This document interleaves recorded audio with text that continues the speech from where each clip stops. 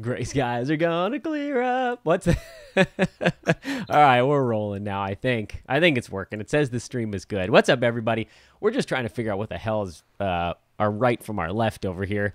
My child went into a massive 3 p.m. meltdown right at show start time. So we're tardy because I am tardy. But what's happening, everybody? This is the beginning part. You guys know the beginning part. Those of you that tune in before I hit the official record button.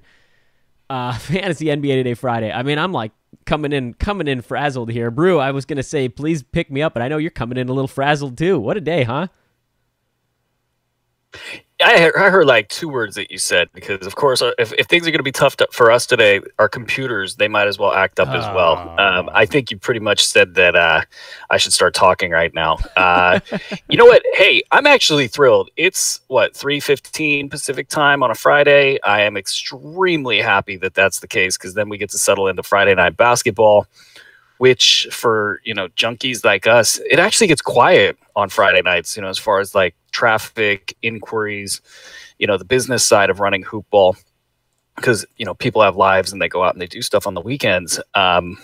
So it's kind of like my little respite from the day to day. I get to Friday. I know I'm going to write an article later tonight. Kings play the Warriors tonight. That's kind of exciting for, those of us who've covered the Kings through all the lean years. We get to actually question, can they be good against a really good team? I was impressed with a franchise record number of 3-pointers the other night. Of course, the one game where I decided to bet against the Kings this year, they've been a pretty good value a lot of times. And I thought, this is a bad spot for them. And then boom, 19 threes later. Yogi Ferrell, was 5 3-pointers? Was that a career high for him? That was crazy. It was just raining buckets.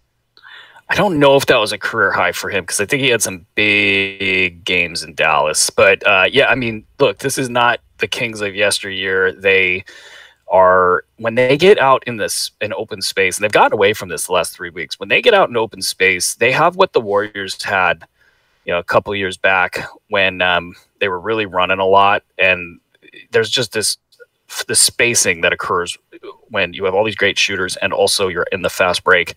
And it just turns into easy threes, and they just kept getting those easy threes and kept making them. And that was the difference in a game that had absolutely no defense. It was really fun to watch. And, as long as the Kings aren't too dysfunctional, I can dig it.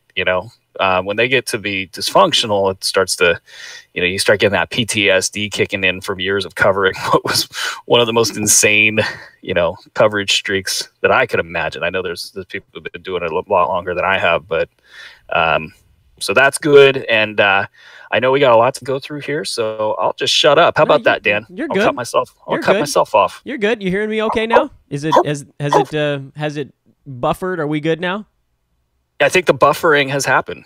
Okay, excellent. That's good news. I also took one earbud out. Some people may have noticed that, to make sure that my child had stopped screaming at the top of his lungs. This is what happens, by the way, if you have a 2-year-old and it gets right up to nap time, and then they unload like the world's biggest deuce right at nap time. And it was just like, it required a lot of cleaning. I'm just going to leave it at that. And that's not cool when you're exhausted. Picture yourself, Brew, and listeners, if you were like just about to fall asleep at the end of the night and then you crapped all over yourself, you'd be pretty upset about that, wouldn't you? So seems like he's okay. We're imagining this as something fake, right? Not something that happened like the other night.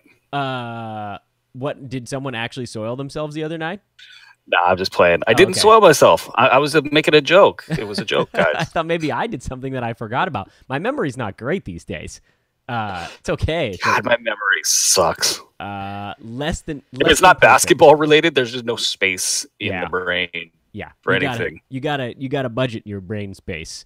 Hey, before I hit the record button, since I don't think we're gonna have time to do it after that, wanted to let everybody know that I am on the Charlotte Hornets and Oklahoma City Thunder tonight. Those are the 2 teams that I ended up whittling it down to. What were the numbers on those? I never got a chance to look. I closed down my screen before I ultimately, I closed down the screen after I placed the bets. I'm pretty sure OKC is a 1.5-point favorite, and the Hornets are a 10-point favorite, which right when I started looking at the card, I thought, man, I kind of want to find a way to bet the Knicks in this game. And then I got the feeling that everybody was having that exact same reaction, which was like, I kind of want to find a way to bet the Knicks in this game. And so I went the other way. That was sort of like I'm a contrarian. That's a reverse psychology contrarian play. Among like matchup reasonings, and also the fact that the Knicks are just their game to basically just throw basketball games at this point. And then the Thunder, to me, I think that one actually just bounced back up from 1 back to 2. Where's that game being played, by the way? That game is in Denver. No, the other one, the New York Charlotte. That is in Charlotte. Charlotte 10-point favorites at home. I don't think I'd ever lay 10 on the road. Right. I'm agnostic on that one. I see where you're going with it.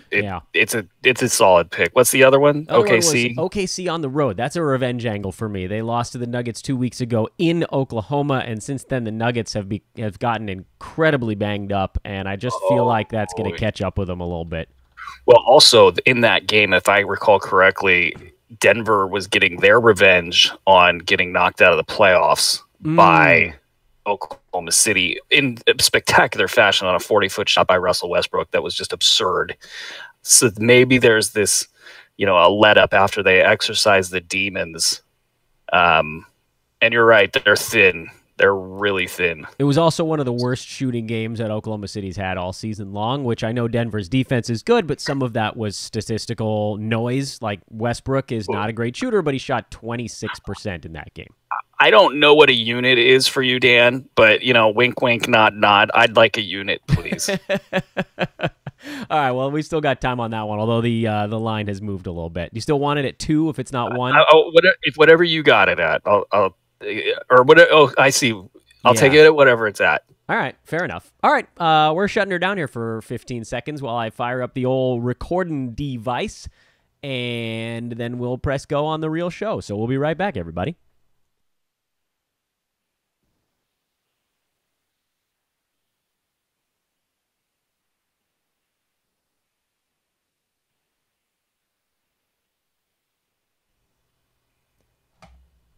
Welcome to the official part of Fantasy NBA Today, Friday, live on YouTube. I'm Dan Besbris. Aaron Bruski, you're the co-host effectively today. Sometimes I say you're like the guest on Fridays, but this is something we've done for 3 seasons going now. So to those listening in the traditional channels, welcome in. To those watching on YouTube, welcome back. Brew, good afternoon to you. Hello, sir. Hi. That's all I got. Hi. How you doing? This show, of course, brought to you by Bruno's, and Brew probably could use a cup of it right about now. Hawaiian Isles Kona Coffee Company. What you got over there? I'm drinking it right now, dog. I need it after this week of Kona Sunrise. December's a slog, man. It's just a slog, and this gets me through it. So thank you very much for the Hawaiian Isles Kona Coffee. I see the logo there. It says Kona Sunrise in a nice purple and white.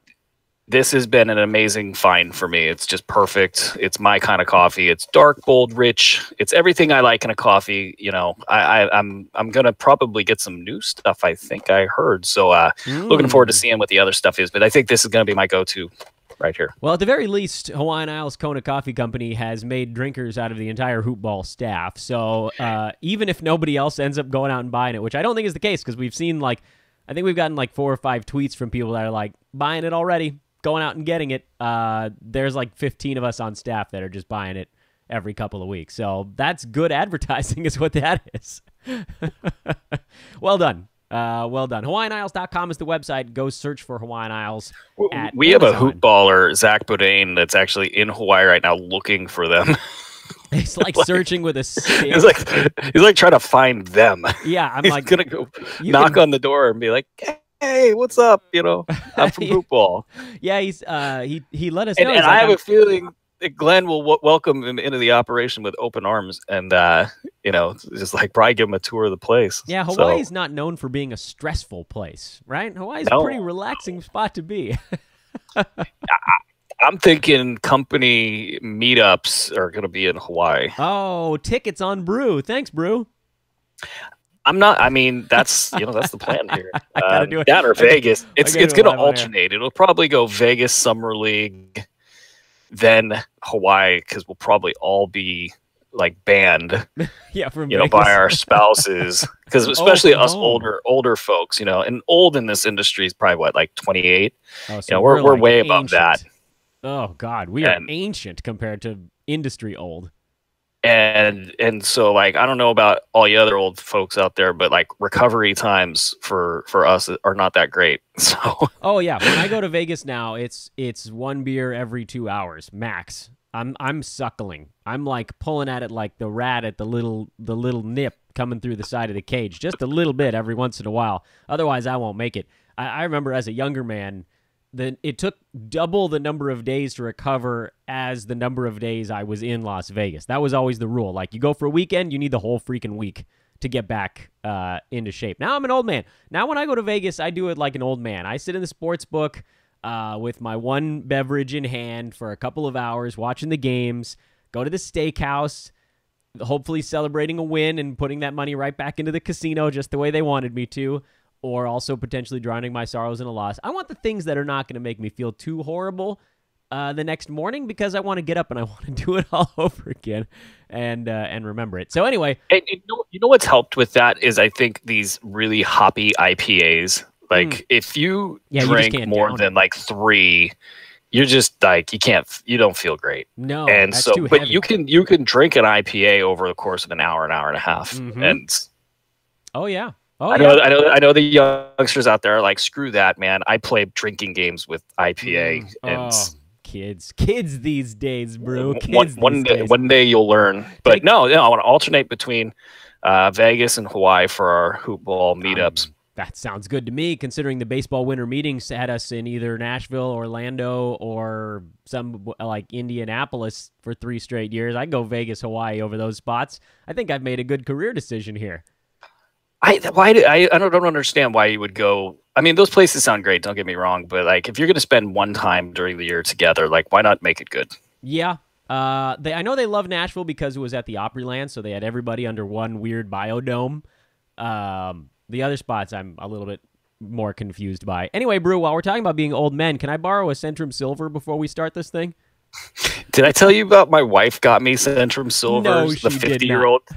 She did. So she loves calling me old. So she gets me Centrum Silver 50-year-old freaking pills. You taking it? Then I took a couple, but then I actually rejected this. I said, I ain't gonna do this no more. I gave them back, and she came back with the 40-year-old version. Attaboy. And that made me just feel terrible as well. Yeah. So. So Bruce having I turned 40 this year. People. Oh my god! Screw you all. Yeah, you and it's coming for you, Besbris. I think Chef is 40 this year. Also, I think you guys are the same age. Oh, good. And I think good. Adrian Benjamins might be 40 this year. Also, I know we joke about him being 17 because he's babyface, but yeah, we're ancient over here at Hoop Ball. Anyway, hey, since I know the week is taking its toll on you, why don't we start in a spot that'll bring a smile to your face? We got to go through. You know where I'm going. You know it's yes, and it shall be reshown. Yes. For those that are uninitiated, and I doubt there are many of you left, we're going to go through some of the big topics of the week here at the beginning of the program. About halfway through the show, we'll switch over. Maybe Sun's Twitter will like us now. Sun's Twitter hates you, man. We recently found out you were blocked by some members of Sun's Twitter that you had never even interacted with. I tried to retweet a guy's story. It was a great story about somebody we're probably going to talk about here in a second. I tried to retweet his story, and then I'm like blocked. I've never met this dude on Twitter in my life. I mean, I can only think that like he got offended by certain, like, the Sun shouldn't have dropped Derek Jones Jr. That probably offended it. I don't know. It's really weird. I think you invited him on the show. I hope he comes on the show and like we determined that it was like he accidentally clicked and blocked me. That would be my hope because I mean, our criticism of the Suns is not a criticism of any. Well, I mean, I don't know. Maybe you said there were some. I mean, I had a couple stupid Suns fans that hit me up with some stupid stuff, but he wasn't one of them. I don't think. I think maybe he was, and then he got a gig. Either way, come on the pod, man. Let's talk this thing through. We can all be friends here. Because I mean, the Suns are really intriguing right now. Like, I mean, of course, we've been behind Rashawn Holmes forever. Like, that's our guy. I love that everybody's giving a pickup now. We had him as a pickup like a year and a half ago.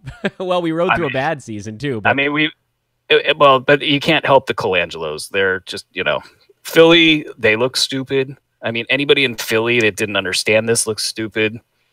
I mean, and if you needed a big man on your team, if you're an NBA team and you didn't understand that Rashawn Holmes, I mean, he's doing the same exact stuff that he did in Philly, that he did the year before in Philly, and the film doesn't lie. I mean, it's impressive to watch how he changes the game on defense. I always thought that if Philly was serious about contending with a team like the Warriors, that, you know, throwing him on the court so he could turn away pick and rolls, because he can cover the roll man and he can cover the hedge. So there's really very few people in the league that can do that. In fact, one of Houston's problems this year is Clint Capella hasn't been able to do that as well. You know, you just get older, but Rashawn's physical ability sort of is, I mean, you know, he looked a little slow at the beginning of the year. You know who he reminds me of? Amari Stoudemire. Yeah. I mean, that kind of like, you know, he's got enough strength to hold his own against the big bigs, and he's got leaping ability that you just don't see. Yeah, and Amari would be the guy. Yeah. And here's what the Suns fans haven't seen yet. He can shoot. Like, he hasn't been empowered to shoot, and he's not shooting right now, which I think is great. He doesn't need to be shooting out there. But if he continues to grow in his role and gets 25, 28 minutes per game, and then they start to try to expand on what he brings to the table, and he starts shooting those corner threes, he's shown this ability to shoot in the past. So he hasn't even scratched the surface there. But, I mean, you got a number 1 overall draft pick in DeAndre Ayton, who was sort of consensus, though the smart money was always on Luka Doncic. And he's out there just sort of lollygagging around. You know, he provides defense in spurts. He's got good timing on blocks. You know, if he was drafted 3rd or 4th, he would be probably lauded right now for his performance. But he wasn't. He was the consensus number 1 for most outlets, and the Suns had no number 2 in mind. So he's out there. He's not making anybody better on offense. Defensively, he's not in the same hemisphere as Rashawn Holmes. And they got a really interesting decision now. What are they going to do? Are they going to just blindly put their faith in this number 1 overall draft pick and do what a lot of teams have done with Rashawn, is put him in this 20-minute role, you know, a la Montrezl Harrell? But everybody on the Suns knows that he's better. Everybody, like the players, know he's better. What he does with the pick and roll settles this offense down. They got an offense full of chuckers, and then you got Booker coming back at some point, so everything could just get even worse. But with Rashawn, everybody knows that he can set a screen and he can roll, and that pass is always going to be there. And if it's not, then the pass to the shooter is available. So would-be drivers get these really easy A-B decisions. And what it's done is it's settled the offense down. So Rashawn Holmes actually has the best offensive rating on the team. He also has the best defensive rating on the team. So they got this really interesting choice. They can do what conventional wisdom says and stand behind your number 1 overall draft pick, or they could get weird with it. I would just, you know, man, if I could pitch DeAndre Ayton in a deal to another team, get something reasonable back, you know, like a top 10 pick back, something in that ballpark, top 15 even. I mean, I would hitch the wagon to Rashawn Holmes and let that be my big man, and start to convert this team from a bunch of chuckers to a balanced team that's got a great defensive player that can also give you a great offensive strategy in the pick and roll. To me, it's a no-brainer. It's been a no-brainer for a while. It'll probably take NBA Twitter, 3 months to figure it out. But that's where the Suns are at. It's really intriguing, but I'm glad that he's on our fantasy teams. See, I made you happy here at the beginning of the show. So quickly I was happy before the show, Dan. All right, well, we'll ratchet it up a click then. So quickly on the other guys on the Suns, D'Anthony Melton had a big game and then really did not in the last one. Goose egg, I think, was the final number. He did have some steals and blocks. Mikal Bridges looks like he's going to get wedged out by the high-usage guys. So the question really for me is about Melton. Does he deserve a roster spot at this point as the guy who's seemingly won the point guard job on a team where the point guard might not have much of a role? Is it enough of a role to get him on your roster? You know, I think there's enough to like about his stat set. And again, like, he had to play most of his minutes last night with DeAndre Ayton. You know, and that's not, you're not getting easy pick and roll opportunities if you're playing with Ayton. You're not getting, you know, the optimized play, you know. So a lot of this, I think, for him comes down to what kind of team does this become? You're going to have Booker come back, and that could be a boon for everybody and make this team better. And, you know, everybody could sort of tilt in the direction of Rashawn Holmes, of TJ Warren. Even Warren's bringing that toughness that you want to see on the floor. And, you know, if they could ever get Josh Jackson to not shoot, you know, he's a guy that brings this kind of toughness. Why that's important is if they start playing winning basketball, I think DeAnthony Melton can be a very good fantasy asset because he has a good stat set. Physically, I think he can hang in the NBA.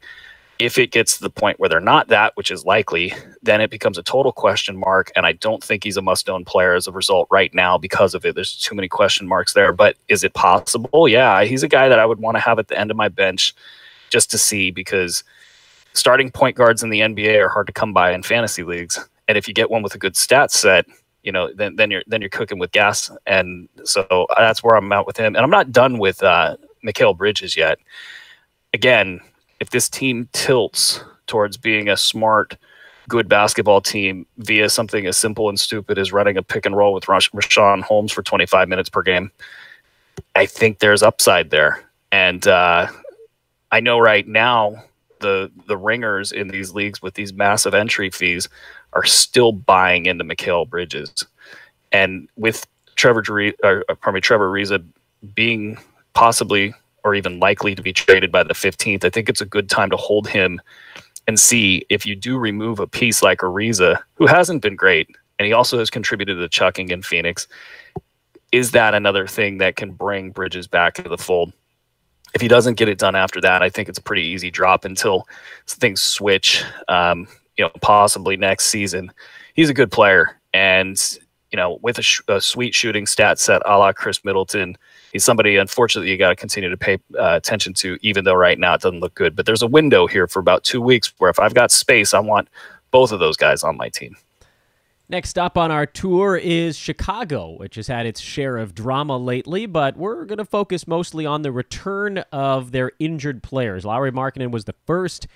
Bobby Portis and Chris Dunn returning at the same time with minutes limits over the last couple of games. Neither one has been overwhelming, obviously, with the minutes cap going on. But what do you see, Brew, in terms of how they scale their way back into the offense? And then what, basically, when is the time to deploy them? Because for me, at least, I know I've been sitting on these guys and saying, listen, I need to get him to 28 minutes, something like that. Does Bobby Portis ever get to that number? What do you think the timeline is here now that they're playing? It's going to be probably next week.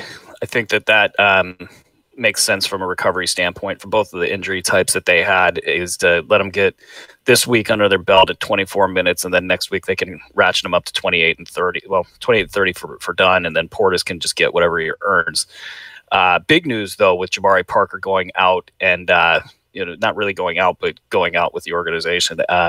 This was never a good fit, and only the Bulls, you know, and a few other franchises could have thought that Parker could play small forward, or that he was even a fit, you know, for their rosters. Unfortunately, a player that has openly talked about not wanting to play defense, that doesn't bring added value on offense, is going to have a hard time in this league. I think it's possible that he has played his last game in Chicago. What they can get for him is up for debate. They might showcase him a little bit here or there, but that's big news for Bobby Portis, who we liked before all of this started crumbling for Jabari Parker. I think instead of top 110 value, I think he could easily be top 80, top 90. So if he's available out there, I think you got to pick him up. The rest of the guys, it helps them as well. Wendell Carter is going to get a lot of additional opportunity, and any sort of slowdown that he was going to have, I think, is going to be cut significantly by this decline or showing of the door to Jabari Parker. And it works its way across the rotation too. Right now, there'll be no threatening of minutes for Justin Holiday. He's still a hold, and he's been fine, and he will continue to be fine. But it is going to open things up. And when you have Zach LaVine, who talked about a pop in his ankle 24 hours ago or 18 hours ago, whatever it was, he's now getting an MRI on that ankle. And it could be the case that an injury like that forces him into a position of taking the long view with his short-term career in Chicago. He's not happy with the team right now. They're not happy with him. with all that drama that's going on, it could be a good time for him to reset, take a week off, and that could accelerate Chris Dunn's minutes and also the touches for guys like Bobby Portis, for guys like Wendell Carter. Zach LaVine has a lot of usage, takes a lot of shots. So Chris Dunn, all systems go. You probably have about 2 hours. When you get done listening to this podcast, send his owner an offer and try to get him at about a top 90 rate right now and end up with a top 50 asset going forward. Speaking of guys that you might be able to buy low on, what's up with Chris Middleton? Got listed out tonight with a finger thing. Do we think there's actually something wrong with his finger, or is it the finger between his index and his ring finger that maybe he gave to his coach? It's stuck in the upright position. Mm-hmm. I don't know, man. Milwaukee's such a place with a dearth of news that we don't ever really get. It's so weird. Jerry Wolfel, winning teams shouldn't have this stuff happening. Well, and you were supposed to got rid of a lot of this stuff with Mike Budenholzer versus Jason Kidd. I think there's probably a garden variety disagreement over something that's going on. Defense, shot attempts, and Middleton's at the center of it. He's never been a guy that's made headlines in the past, so it's really hard to see. I mean, it's a head scratcher. It really is. I mean, we were talking about this in a trade offer you brought to my attention, I think 3 weeks ago. Like, Middleton's so safe. There was he was like the safest play in the second round, and now all of a sudden, he is missing games for dubious reasons. I'm not going to look into it too much. Finger injuries are too easy to get. I mean, in the NBA, there's just too many ways you could get them. So it's not like a weird injury type. If it was like general soreness, that would perk up. It's a buy low. I'll say this. I'll take that. This dubious. This low end productivity. I'll take that any time of the week if it's going to give hoop ballers an opportunity to get in on what will be a second round asset going forward as soon as he gets on track. And I had 4 really important ones, and I was going to check the timestamp after that and see, how we were looking on this thing. And we're doing pretty good on time so far. So the last one was yet another new Knicks starting lineup. Kevin Knox seeing giant minutes right now. And I asked you this question earlier this year, and we both kind of agreed that the answer was infinite. So does it change is what I'm going to ask you here before I bring the question back up. Is there a number of minutes that Kevin Knox would have to see that would put him on a 9-category roster? On a 9-cat roster? Yeah, or even 8-cat, honestly, because turnovers aren't really his issue either way.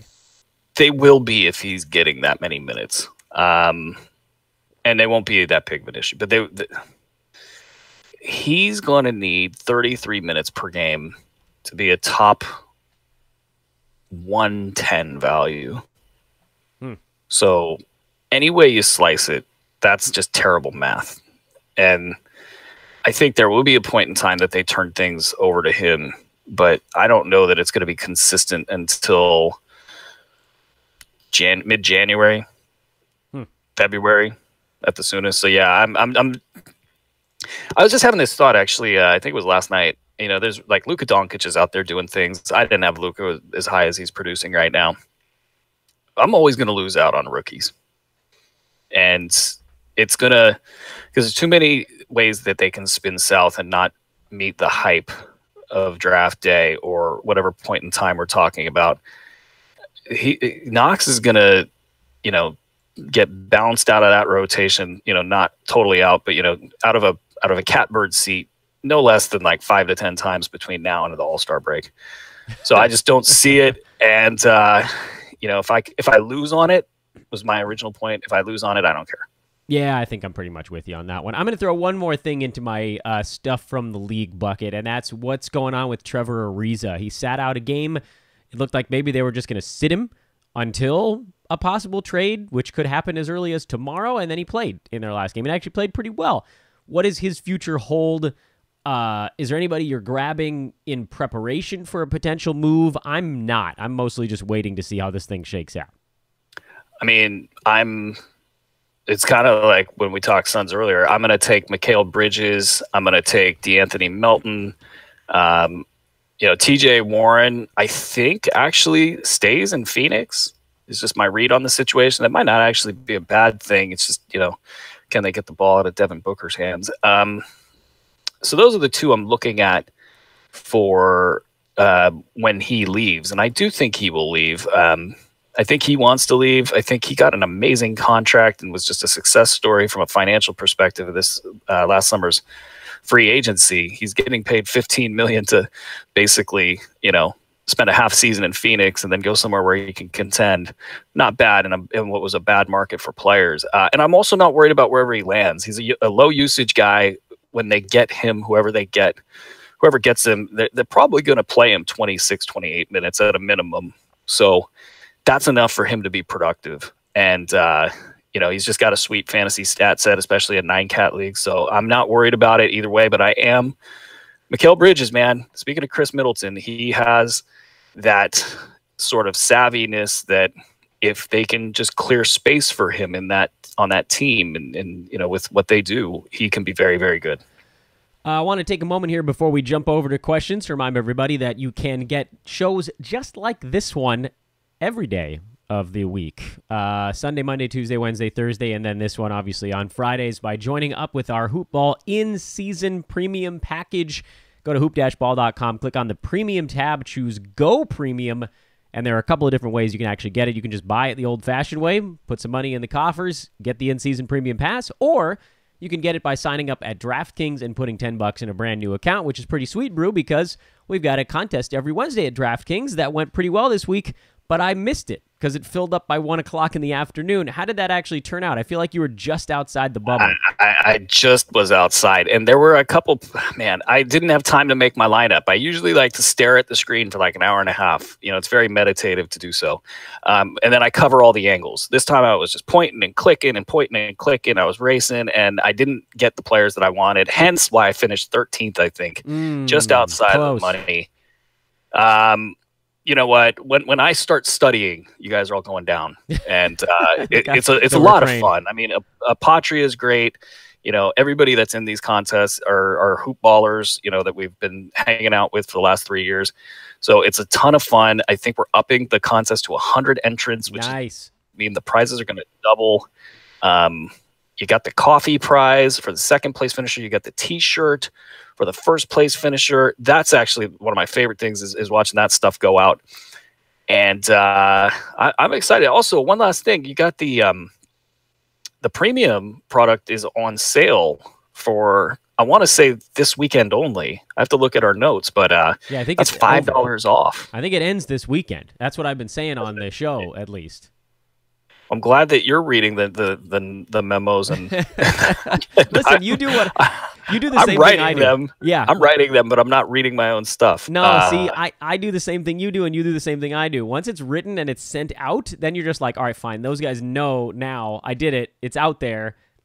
It's done. Like, it's taken care of. I don't need to go back and look at it again. And it worked because I've been saying this stuff on the show.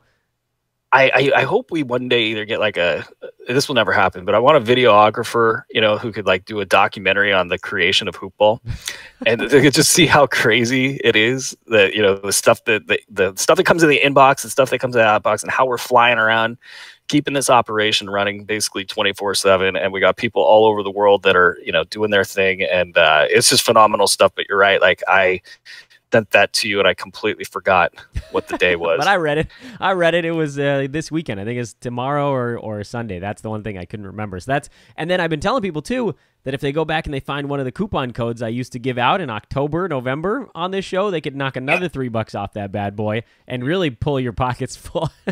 You're just done. Yeah, you just find ways to game the system, and Dan's always for that. And you know what? Honestly, we're for that because right. The money's important, obviously. It's what makes it all go around. But the people that are with us right now are the core hoop ballers, and if they're getting a deal and they're winning their leagues and they're having fun, and we're still so far so much cheaper than everybody else. It's like it's just win win win win win. We want to build this community up. When we sell out 20 years from now and you guys all hate me. Just remember this day. Yeah, we want people now to really enjoy themselves and have fun with it. So if you can game the system, if you can get a coupon, if you can get the premium product for $15, that's great. It's all in good fun, and we'll start gouging you guys in like 5 to 10 years. That's right. You heard it here. To the chat room, Jack Lindsay says salutations. I think he had the first one last week. He doesn't ask a question. He just likes to. We've got a first guy in the forum, which actually I think means we made it. Beasley 10. There's a regular folk. 2 weekends before Christmas. Happy Friday, Hoopball. What's up, dude? Please pick 2 of the following 4. All right, Brew, you got a 2 out of 4 here to start the show. Taurean Prince, Nick Batum, Danny Green, and Kyle Anderson. 9 category leagues. Although Prince is out, so it's tough to pick him. I guess this is a rest of season question then. That's what I was thinking when I heard that name. It's got to be Prince and Anderson. Prince has got top 50, 60 written all over him for 9 cat, and then Anderson, I think, is right behind him at 70 to 80. So, don't worry about that injury to Prince. He'll be good soon. What? And I think we have a question about this actually later in the chat room, but I'm just going to bounce to it now because it came up. What's going on with Nick Batum? What's wrong with this dude? He's like a ghost this season. He has done this. He did this in Portland the year before his contract year, and he had a wrist injury. I wouldn't be surprised if he rekindled that wrist injury, because when he gets in a funk, he just disappears, and there's no snapping him out of it. We've seen a different version of Nick Batum in the last couple of years in Charlotte. He's been a very active volume guy, almost to the point where you could just write it in ink. This year they got a lot of guys that they want to get touches for. Malik Monk being, kind of at the top of the list as a guy that they are trying to force into NBA productivity. He's not going to get it done this year, but when you have him and Kemba's out there really putting up big numbers, Jeremy Lamb has stepped into his own, and they don't have a lot of chuckers, and they got a lot of guys that'll distribute the rock, but they also have a little bit more depth. Miles Bridges is pretty good, and he likes to get it up. So I think the takeaway there is Batum's not going to be good for the rest of the year. Sorry. Well, that's rough. Anyway, we'll get to that actual question in a few moments. I forget who asked it, but I know I saw it, so I'm guessing it'll come back up in the not too distant future. Giannis says, happy Friday, guys. What's up, dude? Do you think Kevin Huerter or Thomas Bryant is worth stashing in a 14-team league? So I had Thomas Bryant on a lot of teams. So watching him closely over the last couple of weeks, they seem intent on capping him at 19 minutes per game.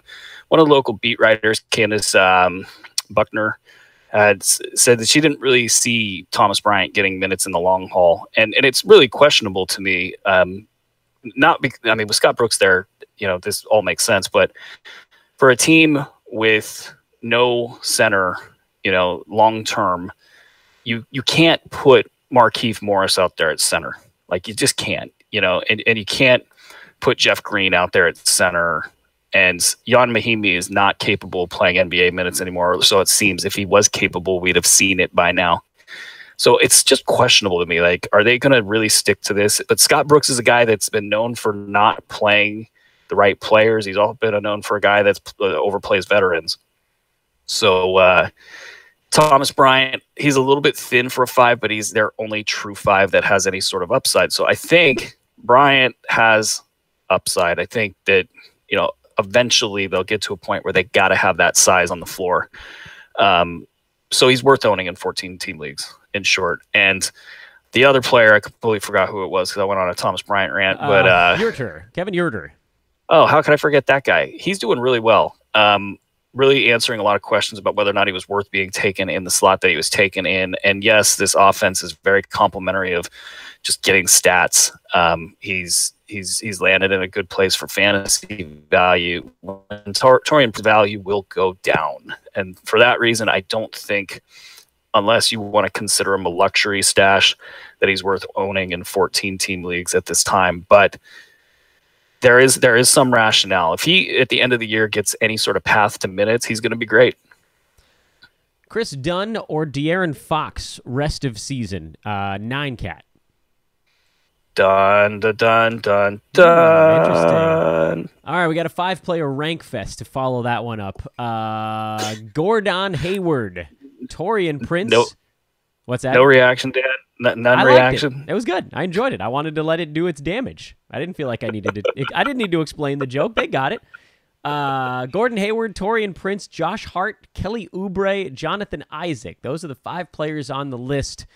9 category rest of season ranking. Again, it's Gordon Hayward, Taurean Prince, Josh Hart, Kelly Oubre, and Jonathan Isaac. I think I know where you're going to have most of these guys, but I'm just going to be Isaac, Prince, and Oubre. Hart had a nice game. It was good to see him be productive in the last one, but Oubre's got the best path to value, most likelihood that he's going to keep that value, and the other 2, Isaac and Prince, are superstars. And Gordon Hayward was the first one on that list.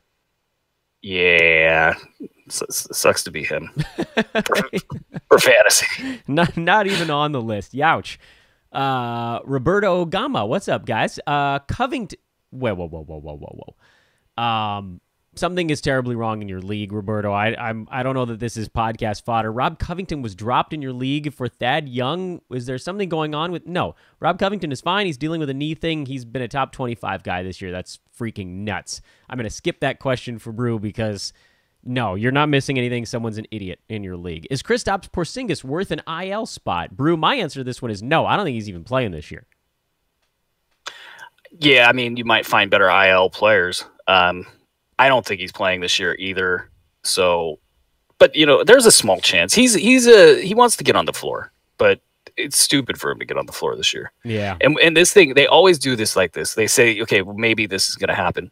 When you get to February and March and you have the possibility of getting a full year or full off season's worth of rest on top of that rest he's already gotten, it's medically speaking a no-brainer to let him wait.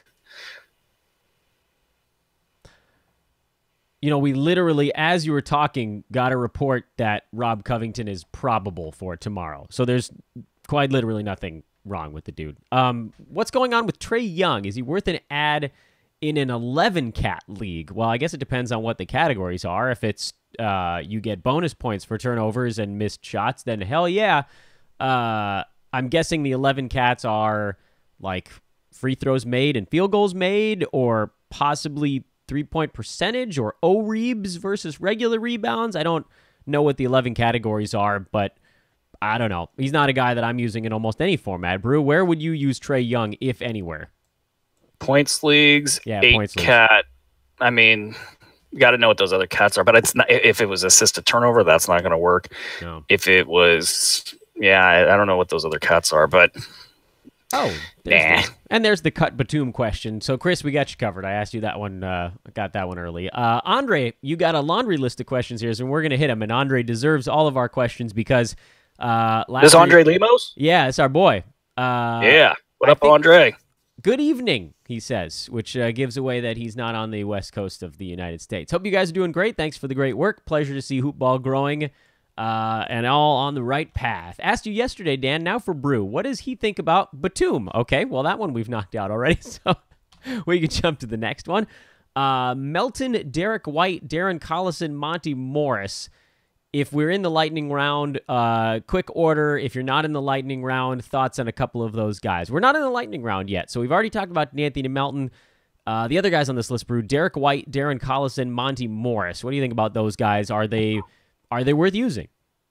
Well, Collison is pretty solid. I think we all know what Collison is at this point. I mean, with Victor Oladipo coming back, he has stepped back into that early season position where I think Dan is a little bit more optimistic than I am, but we're both in the same ballpark. I think he could be a top 150 guy.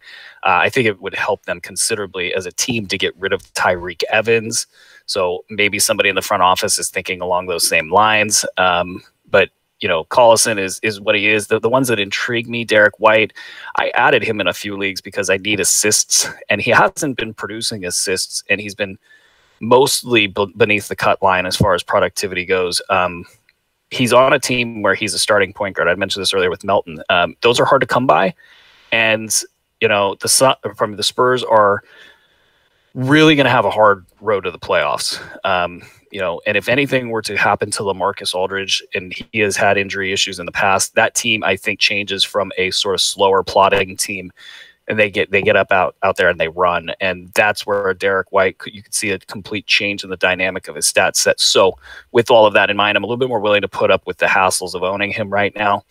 Not attached to him by any means. And then who was our other guy in that list? Was Monty Morris was the other one. Monty Morris. Morris is a very good fantasy asset right now. He might have some trouble with Isaiah Thomas coming back. Isaiah sent out a tweet that basically indicated that he's coming back pretty soon here. I was able to stash Isaiah Thomas in a couple leagues, so I assists in those leagues. So, he's somebody who could produce in those areas. I think if we're talking Isaiah Thomas, he has a chance at being like a top 100 value in fantasy leagues. And Monty Morris has been so good that the locals are actually, and especially because of some anti-Isaiah Thomas sentiment around the league, some of the locals are already like, screw Isaiah Thomas, keep Monty Morris in the lineup.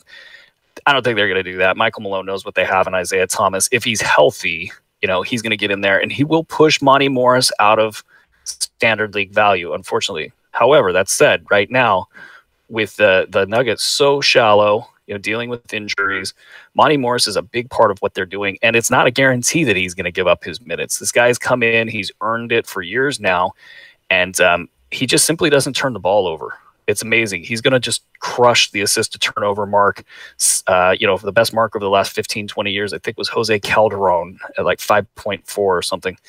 He's already at 7, and it doesn't look like he's slowing down. So Morris, I'm good with. I think he's probably a cut above Derek White and maybe even DeAnthony Melton right now. It's hard with all these guys. They're just low-end assets. They're so tightly bunched. If you needed productivity right now, I would definitely go Morris over DeAnthony Melton. If you've got a luxury stash in mind, it's the exact opposite because Morris is going to have to deal with Thomas pretty soon. I think the next 2 weeks, you have standard league value out of Morris, and everything else after that's a question mark. If you were in a win-now situation in a dynasty league, would you trade Otto Porter and Bogey, I'm assuming that's Bogdan Bogdanovic in Sacramento, for Jonathan Isaac and Gary Harris? Which side would you want if you were trying to win this year in a dynasty league? Or I guess a redraft league. You could treat it the same way. Porter is... Do we know the cats on this? Because 9... I'll just go 9. We'll roll with 9. Okay. Yeah, we'll roll with 9. So if it's Bogey and Porter, and the other side was John Isaac and Gary Harris. Isaac matches up with Bogdanovic really well right now because we know that Isaac is going to get to the top 80 range of the minimum, and I think that's a pretty reasonable expectation of where Bogdanovic is going to peter out. Now, Isaac has so much upside after that. If he's even remotely a part of the offense, he jumps up into an early round value. But I do think those two pairs. So we're really talking about Porter versus who's the other guy? Gary Harris. Yeah, you know what? I like that Porter and Bogdanovic side of the coin just because they're almost guaranteed. Even with the trouble that Porter has been this year, he is almost guaranteed to hit his marks as long as he doesn't have something really massive go on. And he has upside beyond what he's expected to produce because he's such a low usage guy. If anything happens to John Wall or this team, decides to tank and Wall goes here, or maybe Otto Porter gets traded somewhere else, he could easily step into a bigger role. So I like that side of the deal. It's close though. By the way, Otto Porter was just ruled out for tonight, for whatever that's worth. Next question on this that happened while you were talking. It's amazing the timing we have on this show.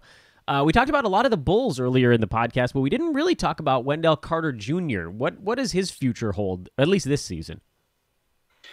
He's going to be really good. But he's got Lauri Markkanen to deal with, and that alone, I think, tips the usage in the front court away from Wendell Carter, and it's going to be a while before they decide to put the Robin Lopez on ice. You got these veterans, these coaches want these guys to have a voice in the locker room. The front office wants them to have a voice in the locker room. You can't do that without giving them minutes. This is a Dave Yeager thing from Sacramento. It's like you're giving minutes to contact, not because of what's going well on the floor, not because because it makes sense to do so. You just want that guy to have that cachet. in the locker room. So that's not going to go away completely for a while. That's going to limit Wendell Carter. I think he's going to be a top 80, top 90 guy, though. That stat set's really nice. And there is this possibility that they thin out and then he can really do his thing. So like him as an asset, but I'm going to rate him at about top 90 going forward. Whoever follows hoop ball is likely dominating their league. So what are you doing at this point in the year? Trades, stashing for upside? Brew, I know for me, it's a lot of trades. I'm shotgunning a lot of 2-for-1s and sell highs out there. And it's not something that I stress on this podcast a lot. It's not like I'm trying to sell, an injury pickup that's going to be good for 3 days and trying to get something awesome season long. It's like, take a guy who's having a slightly better month than you think and see if you can get someone who's going to be just a little bit better than that dude at the end of the year at that same exact moment. It's got to be small, incremental upgrades in trades. The fleecing stuff just doesn't work anymore. There's too much information out there. There aren't that many guys in leagues, at least competitive leagues, that you can just sort of pull the wool over their eyes. What about you, Brew? What are you doing at this point in the year with your strong teams? I'm fielding all these offers from other hoop ballers that like, wait, don't you watch my show? Like, what are you thinking? Yeah, that's always funny. They pull the offer I tell them to make. I think they just don't know my team name, and so I get these crazy offers. No, I look. I think this is a very good year for hoop ballers. Like, I don't know if this is the one. I've always thought, what if there's this year where we just hit on everything and you just every draft slot that you take, you're just dominating. And, I got a couple teams that are up over 80 in roto points, and it's fun. I mean, because now we're really got a lot of leverage to just make upside plays all over the place. And, that's fun. It's great. I don't want to jinx it. But yeah, I'm basically in those situations. Not all my teams are like that, but like in those situations where you got a big lead or you're in a top 3, you're going to the playoffs, you got a lot of upside on your bench. Just keep getting upside, man. It's distressed asset territory. You want to find those distressed assets, like Jonas Valanciunas. That guy could be had for $1 right now. We know he's going to be out for 4 to 5 weeks. It's not a structural injury with his legs. He's going to stay on a treadmill the entire time. He's probably going to work out. He'll probably get better with his left hand, or I don't know which hand got hurt, but the offhand. So those are the situations you're looking to pilfer and plunder masses. I like it. Anybody that jumps out at you as having a potential impact late in the season that you think is sort of low in the rankings right now? You mentioned Valanciunas because he's hurt. Does Jonathan Isaac fall into that category? Any other names that jump out at you as potential distressed assets? You know what? This is like Family Feud. I'm going to hit the button and I want to just push that question to the next. Oh, okay. And then I'm gonna give a bunch of bad answers and watch my family just crumble, looking at me like, how did we have you as a family member? I'm gonna go back. I'll edit this show for the other one, and I'm gonna do a bunch of voices yelling weird names at you at that point in the show. We're like, I'm gonna go. That's like the funny. My wife watches a lot of Family Feud because she loves what's his name, Steve whatever. Harvey. He's great on that show. Oh yeah. He's great. Actually, I have a buddy that went to high school with that went on his daytime show. That the total so if you've ever wondered, are there actors on these shows? He's totally acting. He acts as a guy that has no game with women and has like major problems, like just like living at home with his mom or whatever he does. And they so Steve, what's his name? Steve Harvey, the host. Steve Harvey fixes him. It's freaking hilarious because it's all fake and it's the Steve Harvey show. Anyway, off track. Yeah, you gave away. Yeah, it's totally fake though. But it's hilarious. Anyway, yeah, I think it's funny when those people have really bad answers and the family members are extremely disappointed. What's the next question? I'll get you an answer for that question here in a second. Any chance Aaron Holiday could emerge this year? Not without Tyreek Evans getting traded. Yeah. I almost think 2 guys need to get traded. Evans, and Corey Joseph, or one of them traded and one of them hurt or something like that. 8-cat, 3-man rank fest. This is an easy one. 3-man. Brew can do this with his eyes closed. 8 category. Kyle Anderson, Kelly Olynyk, Evan Fournier. Rest of season. Kick out Olynyk. Olynyk is not on the list. He's last or he's first? He's last. Okay, so then it's slow-mo Fournier? Yep, exactly. Okay. Gotcha. Would you trade Miles Turner for Chris Middleton in an 8-category dynasty league? Which side do you like there? Oh yeah, I want Middleton's the guy. It's Turner could possibly step into some upside that he's, we're not seeing right now. I just think we've seen enough of him to bet against that. And even if he did, I don't know if he'd compete with Middleton. So yeah, it's easy Middleton. Andre messing around says he has a 28-player rank fest coming. That'd be a fun one. You know what? Let's do that next week Yeah, we'll do the whole show. It'll just be a rank fest of 28 guys. When do you guys want to visit Madeira Island in Portugal? Best island in the world for the last 5 years. Let me know, and I'll make sure you guys have a good time. Andre, is that where you are? I don't know why I thought you were in Eastern Europe. That's Western. Oh, well. Anyway, Josh Richardson What's it called? Madrigal Island? Madeira Island, it sounded like. Now I gotta look it up. Madeira Island map. I'm going to pull this up off Portugal here. So that's, all right, interesting. It's off the coast there. Oh, yeah. Sense. All right, fair enough. Okay, we'll get back to that. Large New Year's fireworks show. Look at that. That's that's way out there. That's like close to that's in like the Moroccan part of the Atlantic. Interesting. All right. We'll keep you posted. I almost died out there. That's a weird thing to say. What? A morbid? No, not there, Dan. It was in the Cinque Terre. I went swimming. I thought I could swim to the rock. Old man, you took all my that wife. Stuff. No, this was our honeymoon too. So like I used to be able to swim pretty well. Obviously I can't. I went to swim to the rock and I got to that point where I was like, oh damn, I don't think I'm gonna make it. I tried to swim back. Thankfully there's a lot of salt in that water, so you could float. I floated my way back, dude. It was and my wife was sleeping and I got in and I was like, oh, I almost died. She's like, I don't believe you. It's good to know she cares. I know, right? What would you buy or sell Josh Richardson for right now? Because he's actually in a little bit of a slump at present as well. Yeah, I would go top. I mean, okay, this is all about what am I evaluating him at going forward, and I think we're going to evaluate him as a top 50 guy. So whatever I can sell, that's less than that, that's got the right, the arrow pointing in the right direction, that's where I'm looking. So, anything below top 50 that isn't going to bounce up over that top 50, I'm fine with that. I sold all of my Josh Richardsons when he was inside the top 25 this year. It was amazing. I cashed in on that bad boy. I rarely time it so perfectly. Hey, how about that Spencer Dinwiddie news, man? Congratulations, Spencer. That's awesome. Good for you. Good for Spencer. Yeah, you've won us some money here at Hoop Ball. Thank you very much. That's right. Spencer and Dinwiddie. You earned it. Good deals all around. That's a nice congrat. We'll give him a Spencer Dinwiddie golf clap. Good job for everybody on that one. Andre says, I will place a large bet on whoever you pick. Who's winning the NBA championship this year? Well, there's no fun in betting on the Warriors, right? On the preseason show, I think I said that the Thunder were a weird underdog that had an outside chance of going crazy for a couple of games. I don't know, man. Underdogs are weird.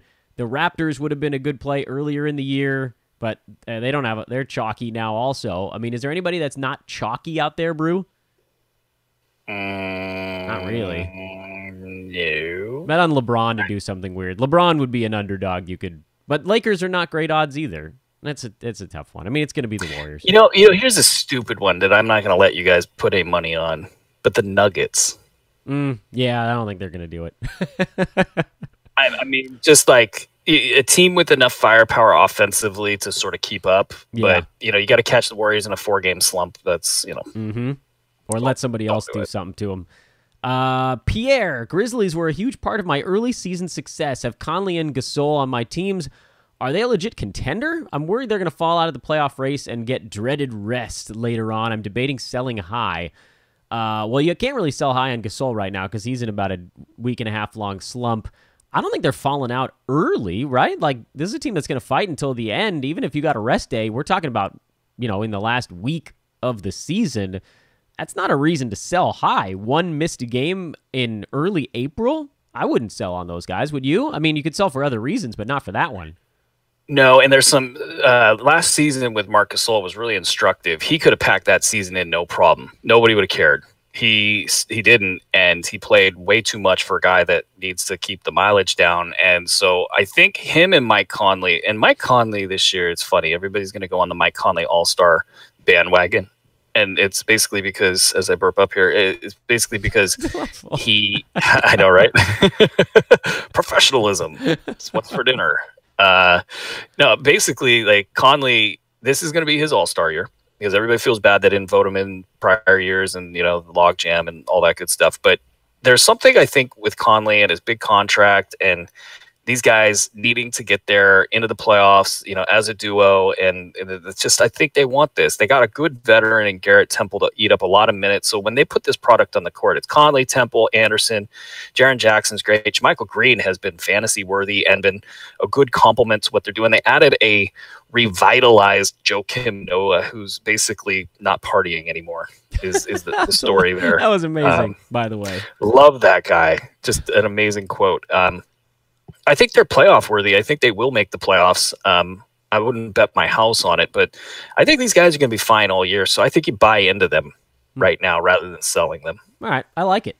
Let's see. The Suns were the first run-and-gun team that I remember with Mike D'Antoni, says Dirt and Rust. Yeah, that's about right. A couple of lines were put up there. Remember, we were asking earlier in the show what the current lines were on those games.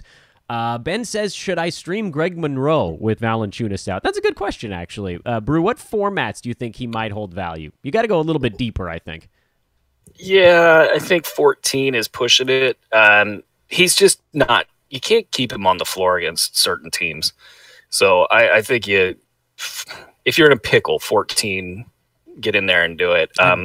Just keep in mind keep in mind that he's going to get what Valanciunas' minutes were, which were 19 minutes a game, and he'll get that at best. I think he's probably going to get 14 minutes per game.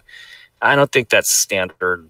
I don't think that's 14-team league value. But, you know, pick a team that's got a big center, you know, an opposing center that is not going to penalize Toronto for putting him on the floor.